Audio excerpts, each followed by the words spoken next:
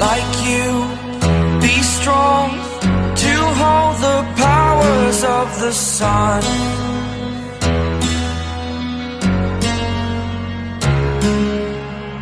To dream, believe in strength. Now I'm the only one, only one.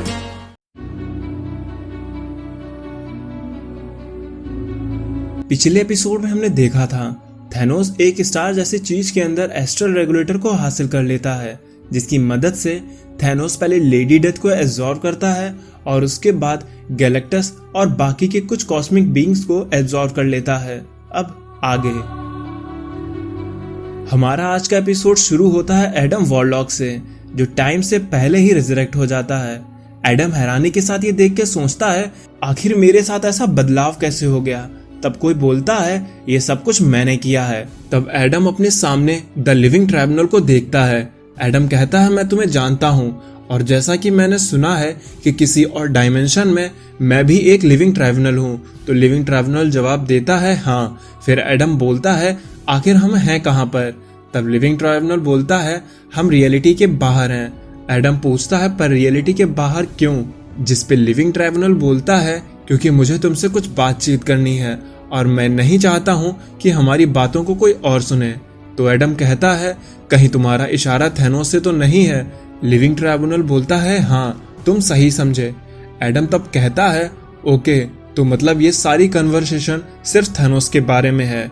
Tribunal कहता है क्या तुम्हें इस वक्त कुछ और भी इससे ज्यादा इंपॉर्टेंट नजर आता है। एडम कहता है मैंने इस यूनिवर्स में काफी सारे ड्रामेटिक चेंजेस को फील किया है। ऐसा लग रहा है कि कोई पूरी रियलिटी पर ही अपना कंट्रोल चाहता है। तब लिविंग ट्राइब्यूनल बोलता है इन सब के लिए थैनोस रिस्पॉन्सिबल है, लेकिन इस बार वो रियलिटी को कंट्रोल नहीं करना चाहता है। एडम तब पूछता है अगर वो रियलिटी को कंट्रोल नहीं करना चाहता तब वो करना क्या चाहता है। तब ट्राइब्यूनल बोलता है थैनोस खुद ही रियलिटी बनना चाहता है।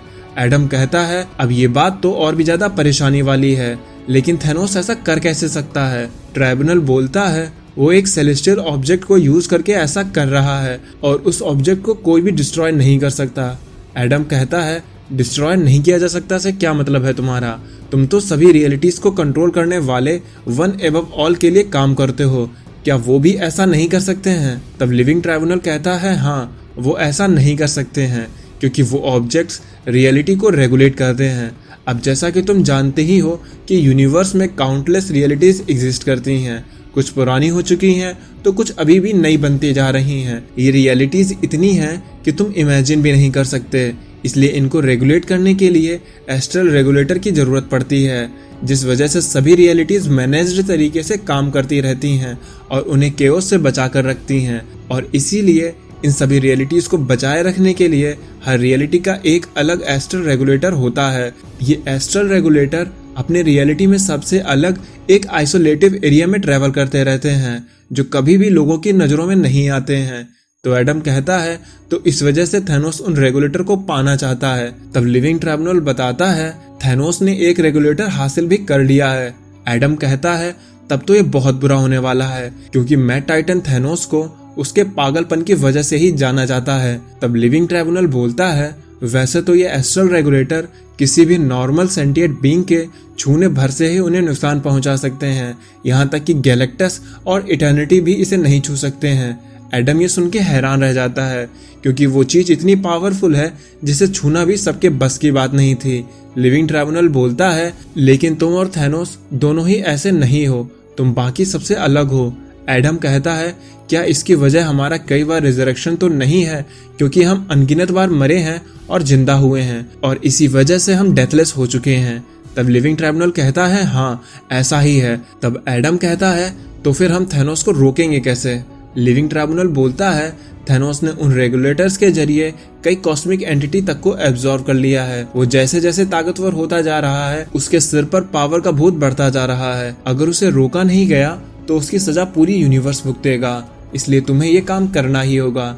एडम कहता है ये काम तो तुम भी कर सकते हो।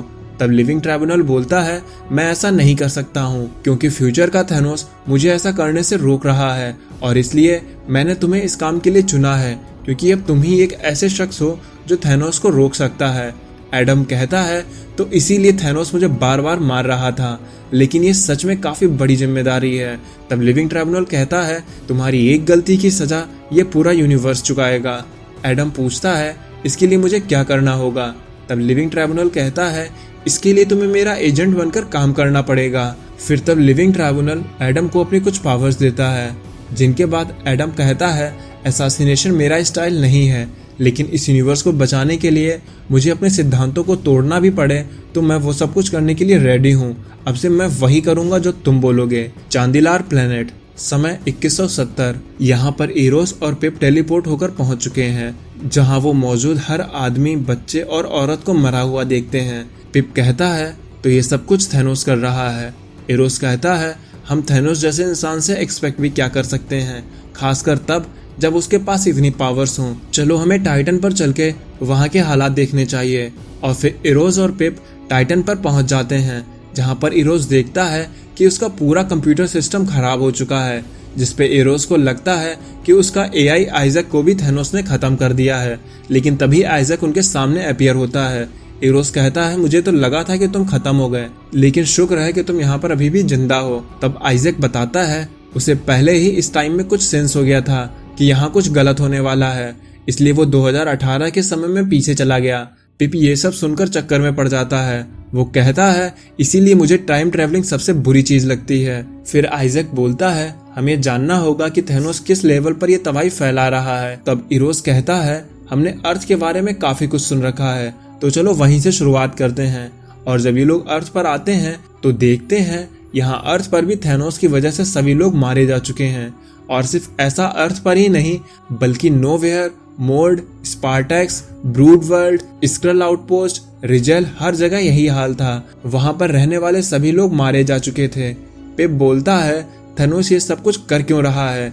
इस पे इरोस बोलता है मुझे लगता है थैनोस ये जानबूझ के नहीं कर रहा है, कोई उससे ये सब कुछ करवा रहा है। पिप कहता है लेकिन ये कर तो थैनोस ही रहा है, और क्या वो ये सब कुछ ठीक कर सकता है।